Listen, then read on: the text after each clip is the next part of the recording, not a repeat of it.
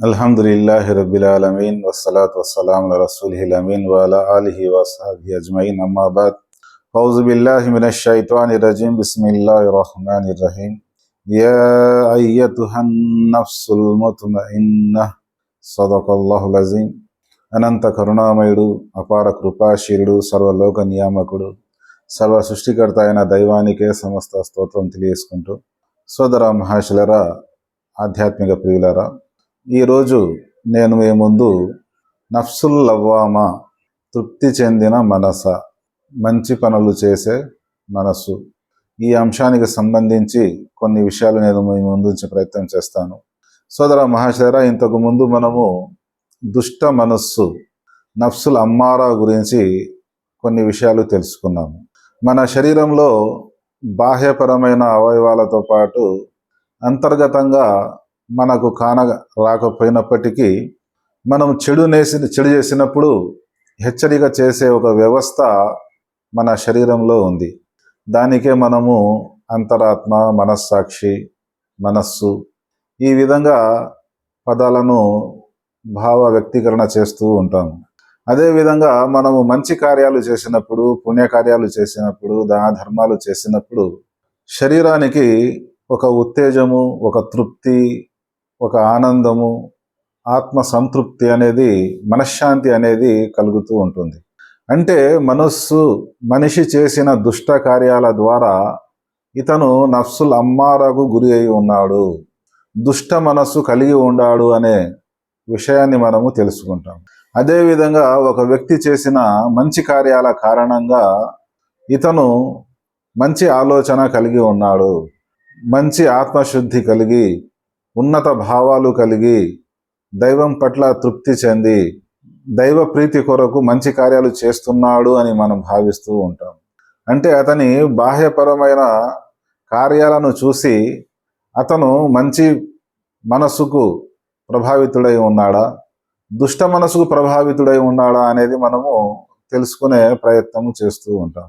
అందుకోసమే కారుణ్య ప్రభు అయిన దైవము ప్రళయ దినం రోజున, ఏదైతే తీర్పు దినము రావడము తప్పకుండా ఒక విషయం ఉందో దాన్ని ప్రమాణంగా తీసుకొని, నఫ్సుల్ లవ్వామాను ప్రమాణంగా తీసుకొని ఈ విషయాన్ని తెలియజేయడం జరిగింది.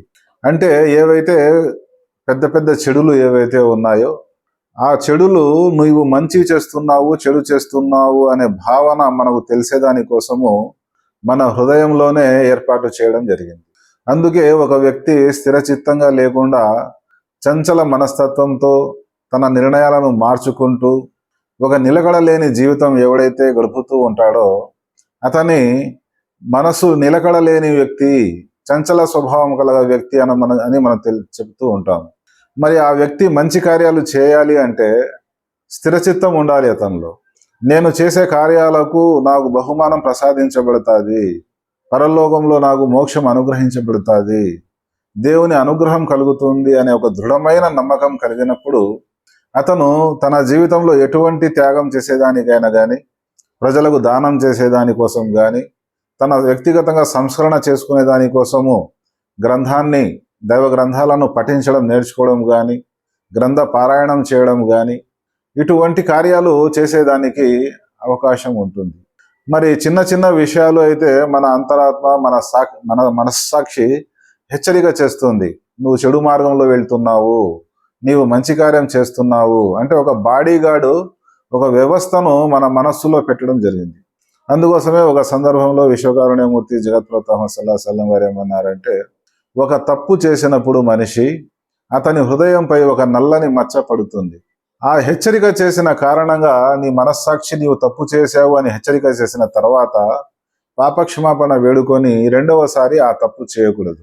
ఆ విధంగా తన అంతరాత్మను, మనస్సాక్షిని అనగదొక్కి మాటిమాటికి తప్పుడు పనులు చేసినట్లయితే ఆ హెచ్చరిక చేసే వ్యవస్థ ఏదైతే ఉందో అంతమైపోతుంది. మరి ఆ మనస్సాక్షి బలంగా ఉండాలి, నీకు హెచ్చరిక చేస్తూ ఉండాలి, సిగ్నల్స్ ఇస్తూ ఉండాలి. ఒక వ్యక్తికి బాడీగార్డ్ ఏ విధంగా అయితే రక్షణ కల్పిస్తాడో ఆ విధంగా నీకు రక్షణ ఉండాలి అంటే, ఆ అంతరాత్మ ఏదైతే ఉందో దానికి బలం కలగాలి అంటే, ఏ విధంగానైతే శరీరానికి పండ్లు, ఫలాలు, కూరగాయలు, ఆహారము, పాలు, ఈ విధంగా పోషణగా ఇవ్వడం జరుగుతూ ఉందో, శుభ్రత పాటించి స్నానం చేయడము, పరిశుభ్రమైన బట్టలు తొడవడం ఏ విధంగానైతే చేయడం జరుగుతూ ఉందో, అదేవిధంగా అంతరాత్మకు బలం చేకూరాలి అంటే మనము దైవ ఆరాధన చేయాలి, దేవుని యొక్క స్తోత్రం చేయాలి, దైవ గ్రంథాలను పారాయణం చేయాలి. మాటి మాటికి పారాయణం చేసిన కారణంగా ధర్మ అధర్మాలు మనకు తెలుస్తాయి. చదవనప్పుడు మనకు అధర్మాలు తెలియనప్పుడు ఏ విధంగా వాటిని మనం పాటించేదానికి అవకాశం ఉంది? కొన్ని విషయాలకు మాత్రమే మనకు మన మనస్సు హెచ్చరిక చేస్తూ ఉంది, నఫ్సుల్ లవామా. కానీ సూక్ష్మమైన విషయాలు, సంపూర్ణ ధర్మ అవగాహన కలగాలి అంటే దైవ గ్రంథాన్ని, దైవ ప్రవక్తల బోధనల్ని తెలుసుకున్నప్పుడు మాత్రమే మన జీవితంలోని ప్రతి రంగంలో, పరిపూర్ణ జీవితంలో సమగ్రమైన ధర్మాన్ని ఆచరించే దానికోసము అవకాశం ఉంటుంది. అందుకోసమే ఎవరైతే తమ సంస్కరణ చేయగోరుతున్నారో, తమ మేలు చేయగోరుతున్నారో, సంకుచిత మనస్తత్వాలను విడిచిపెట్టి, అజ్ఞాన అంధకార మూఢాచారాలను విడిచిపెట్టి, జాతి దురభిమానాన్ని విడిచిపెట్టి ఉన్నత భావాలను ఏర్పరచుకోవాలి. యూనివర్సల్ బ్రదర్హుడ్, వసుధైక కుటుంబం, ప్రపంచవాసులందరూ నా సోదరులు అనే భావన కలగాలి. ఇతర జాతుల పట్ల, ఇతర కులాల పట్ల, ఇతర మతాల వ్యక్తుల పట్ల ఉన్న అసూయ ద్వేషాలు ఏవైతే ఉన్నాయో వాటిని విడిచిపెట్టి తన ఆలోచనలను ఉన్నతపరుచుకోవాలి. ఆ విధంగా ఎవరైతే తన హృదయాన్ని జ్యోతిర్మయం చేసుకుంటాడో, వెలుగుతో నింపుకుంటాడో, ప్రేమ, జాలి, దయ, కరుణతో తన హృదయాన్ని నింపుకుంటాడో, అప్పుడు అతని ఇహలోక జీవితం కూడా సాఫల్యమవుతుంది. అదేవిధంగా పరలోకంలో కూడా దేవుని యొక్క అనుగ్రహము, దేవుని యొక్క మోక్షము పొందేదానికి అవకాశం ఉంది.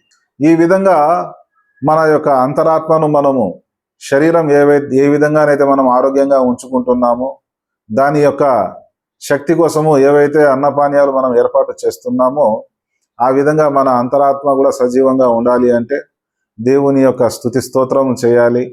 దైవము, దైవ ప్రవక్తల, దైవ గ్రంథాల బోధనలు చదివి అర్థం చేసుకొని ఆచరించినప్పుడు ఆ మంచి చెడుల హెచ్చరిక చేసే వ్యవస్థ ఏదైతే ఉందో అది సజీవంగా ఉంటుంది.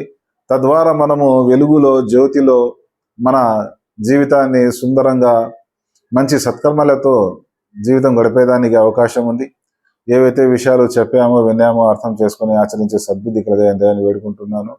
అస్సలాము అలైకుం వరహమతుల్లాహి వబరకాతుహు.